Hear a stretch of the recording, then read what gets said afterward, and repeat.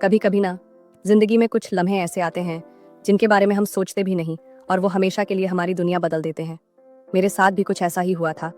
पिछले हफ्ते मैं अपने पुराने घर गई थी। वो घर जहाँ मैंने बचपन बिताया था, हर कोना हर दीवार कितनी यादों से भरी हुई थी ना। जैसे ही मैंने घर का दरवाजा खोला, एक पुरानी सी गंध नाक में भर गई।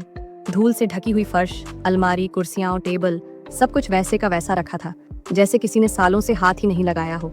मैंने सोचा चलो थोड़ा सफाई कर लूं, आखिर अपना ही तो घर है। मैंने झाड़ू उठाई, कपड़े निकाले और एक एक चीज साफ करने लगी। कमरे के एक कोने में एक पुरानी अलमारी खड़ी थी, लकड़ी थोड़ी उखड़ी हुई, हैंडल जंग खाया हुआ, लेकिन वही अलमारी जिसमें मम्मी हर साल दिवाली पर नए कपड़े रखती थी।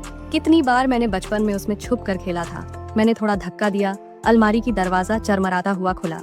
अंदर ढेर सारा सामान था, पुराने कपड़े, किताबें, कुछ टूटे फूटे खिलौने और नीचे एक कोना जहाँ एक मोटा सा पुराना एल्बम पड़ा था। मैंने वो एल्बम उठाया, उस पर धूल की मोटी परत थी। एक बार कपड़े से पोंछा और जैसे ही खोला ना, सारा बचपन जैसे फिर से मेरी आंखों के सामने आ गया।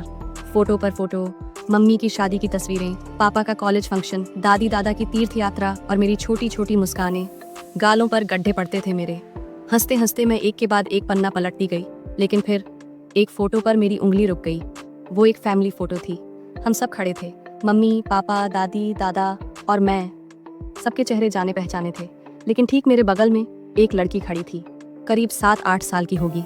काले बाल, सफ़ेद फ्रॉक और उसकी आंखें सीधे मेरी तरफ देख रही थी, बिल्कुल सीधे, जैसे फोटो से बाहर आकर घूर रही हो।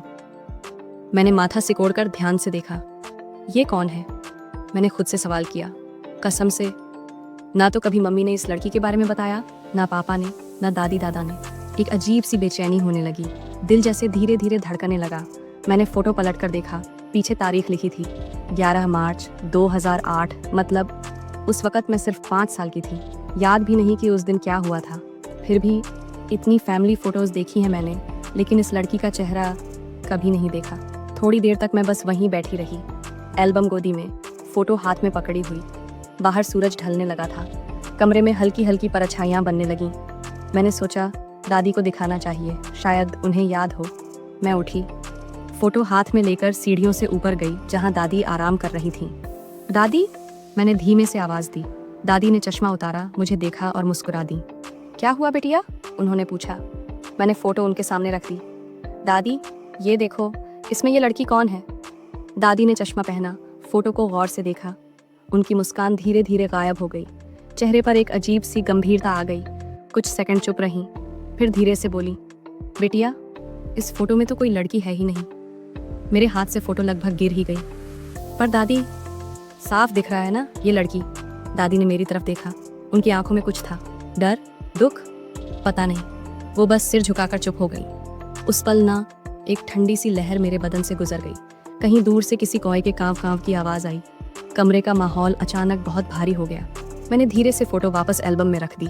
दादी कुछ बोले बिना खिड़की की तरफ देखने लगी। मैं समझ नहीं पाई, क्या सचमुच फ़ोटो में कोई नहीं था या दादी कुछ छुपा रही थी? अगर आपको भी कभी ऐसा महसूस हुआ हो ना कि कुछ बातें, कुछ कहानियाँ दिल के बहुत करीब छू जाती हैं, तो बस दिल से एक छोटा सा साथ दे देना। आपका एक लाइक, एक छोटा सा कमेंट, या अगर आप चाहें तो इस सफ़र का हिस्सा बनकर सब्सक्राइब करना मेरे लिए बहुत बड़ी बात होगी, क्योंकि कहानियाँ तभी जिंदा रहती हैं जब उन्हें सुनने वाले अपने दिल से जोड़ते हैं। और अगर आपकी भी कोई कहानी है ना, तो मुझे ज़रूर बताना, मैं इंतज़ार करूँगी। उस रात मैं बहुत देर तक जागती रही। वही सफ़ेद फ्रॉक वाली लड़की मेरी आंखों के सामने से हट ही नहीं रही थी। उसी एक फ़ोटो ने मेरी पूरी सोच बदल दी थी। मुझे याद है, मैंने उस दिन दादी की आंखों में पहली बार डर देखा था। उन्होंने कुछ छुपाया था मुझसे, शायद कुछ ऐसा जो बहुत पुराना था, इतना पुराना कि अब उस पर धूल जम चुकी थी। लेकिन सच कभी पूरी तरह छुपता कहाँ है। सुबह हुई तो सब कुछ जैसे नॉर्मल था। मैंने फिर से अलमारी खोली, वही एल्बम, वही फ़ोटो, पर अब उस लड़की की जगह खाली थी। हाँ, सचमुच खाली। जहाँ कल एक अजनबी चेहरा था, वहाँ अब एक खाली कोना था, जैसे किसी ने उसे वहाँ से मिटा दिया हो।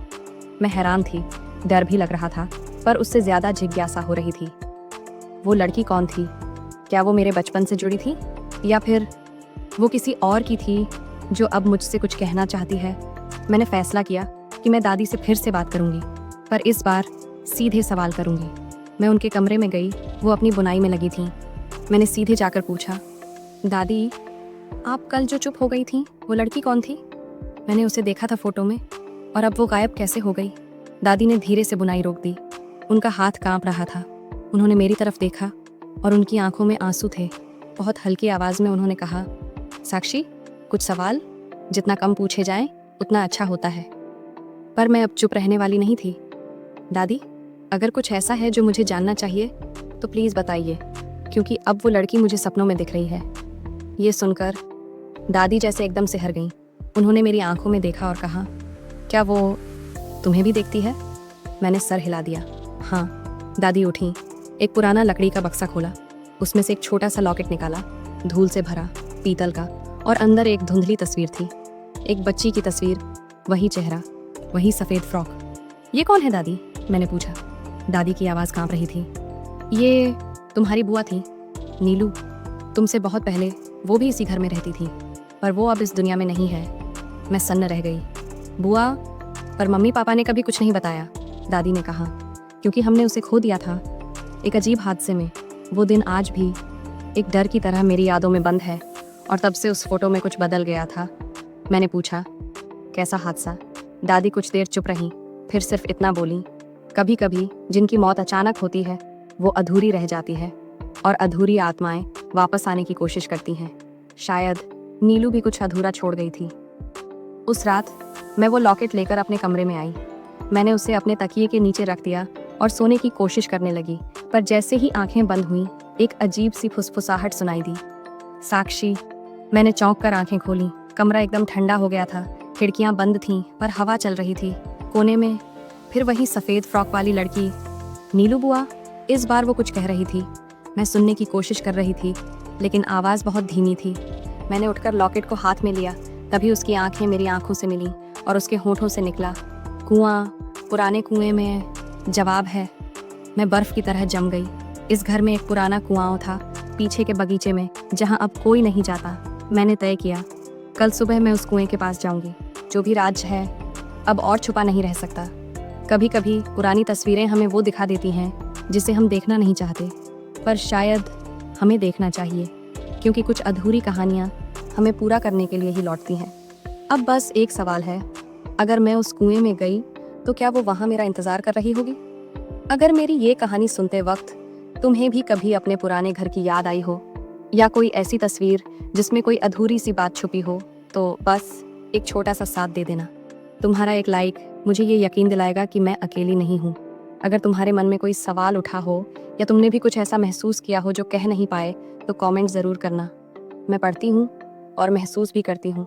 और अगर तुम्हें लगता है कि ऐसी कहानियाँ किसी और तक भी पहुँचनी चाहिए, तो सब्सक्राइब करके इस सफ़र में मेरे साथ बने रहना, क्योंकि कुछ कहानियाँ बस सुनाने के लिए नहीं होती, वो साथ जीने के लिए होती हैं। अगली सुबह मैं बहुत जल्दी उठ गई थी। नींद तो जैसे आई ही नहीं थी। रात भर वो एक ही आवाज़ मेरे जहन में गूंजती रही, कुआं, पुराने कुएं में जवाब है। मैंने बिना किसी को बताए सीधे पीछे के बगीचे की तरफ कदम बढ़ा दिए। वो हिस्सा घर के सबसे पुराने कोने में था। घास उग आई थी, पेड़ सूख गए थे और रास्ता लगभग मिट चुका था, लेकिन मेरे पाँव खुद ब खुद वहाँ जा रहे थे, जैसे कोई मुझे बुला रहा हो। और फिर वो दिखा, पुराना कुआं, टूटा फूटा, काई से ढंका हुआ और चारों तरफ धूल और जालों से घिरा। मैं रुक गई। दिल तेज धड़कने लगा था। कितनी ही कहानियाँ सुनी थीं बचपन में कि पुराने कुएं कभी कभी चीज़ें खा जाते हैं, पर आज मुझे उस कुएं से डर नहीं लग रहा था, बल्कि अजीब सा अपनापन महसूस हो रहा था। मैंने कुएं के पास झांका। नीचे बहुत गहराई थी और वहाँ सीढ़ियाँ थीं। हाँ, सीमेंट से बनी एक पुरानी गोल सीढ़ी जो कुएं की दीवार से चिपकी थी और नीचे अंधेरे में जा रही थी। मैंने अपने फ़ोन की टॉर्च ऑन की और पहला कदम नीचे रखा।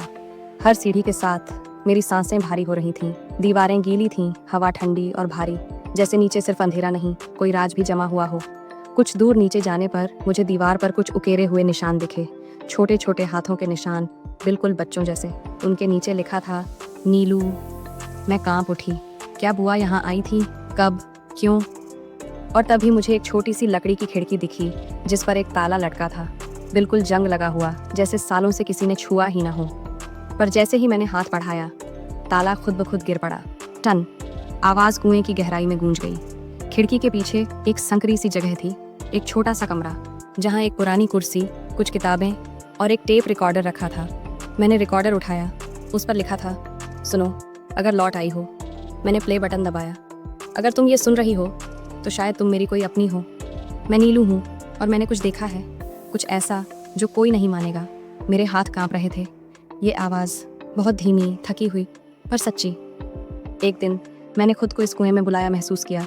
मैं नीचे आई और मैंने उसे देखा, एक परछाई जो मेरी तरह दिखती थी, वही आंखें, वही फ्रॉक। उसने कहा, तुम अधूरी हो। और उस दिन के बाद मैं बदल गई। मैं एकदम सुन्न रह गई। परछाई, वही फ्रॉक। क्या नीलू बुआ को भी कोई देख रहा था या वो किसी और का रूप बन गई थी? तभी कमरे के कोने से एक हल्की सी खटपट सुनाई दी। मैंने टॉर्च घुमाई। वहाँ एक और लॉकेट रखा था। इस बार उसमें मेरी बचपन की फ़ोटो थी। पर मैंने ये फ़ोटो कभी नहीं खिंचवाई। और फिर कमरे की दीवार पर अचानक कुछ उभरने लगा, जैसे किसी ने ताज़ा खून से लिखा हो, अब तेरी बारी है। मैं चीख नहीं सकी। मैं भागना चाहती थी पर पैर जम गए थे। कमरे की दीवारें जैसे और करीब आ रही थीं और उसी परछाई की सांसें मेरी गर्दन के पास महसूस होने लगीं। लेकिन तभी किसी ने मेरा हाथ थामा, नरम, ठंडा, पर अपनापन भरा। मैंने पलट कर देखा। वो वही लड़की थी, पर इस बार उसकी आंखों में डर नहीं, माँ जैसा सुकून था। उसने बस एक शब्द कहा, मत डर, बस याद रख तू अधूरी नहीं है। और फिर वो गायब हो गई। मैं उसी टेप रिकॉर्डर को लेकर ऊपर लौट आई, फोटो, लॉकेट और सवालों के साथ। कभी कभी कुछ आत्माएं खोती नहीं, वो हमारे साथ रहती हैं तब तक जब तक उनका अधूरा हिस्सा कोई पूरा ना कर दे। अब मेरे सामने सवाल ये है, क्या नीलू बुआ मुझे कुछ सौंप गई हैं? और अगर हाँ, तो क्या मैं उसे समझ पाऊंगी या मैं भी अधूरी रह जाऊंगी? अगर आपको मेरी ये कहानी पसंद आई हो और आप जानना चाहते हैं कि आगे क्या हुआ, तो कमेंट में ज़रूर लिखिए, आगे की कहानी चाहिए। आपकी एक आवाज़ मुझे अगली कहानी सुनाने की वजह देगी। और हाँ, वीडियो को लाइक करना मत भूलिए, शायद किसी और को भी इसकी सच्चाई जाननी हो। मिलती हूँ आपसे अगले राज के साथ। तब तक चैनल को सब्सक्राइब करके रख लीजिए।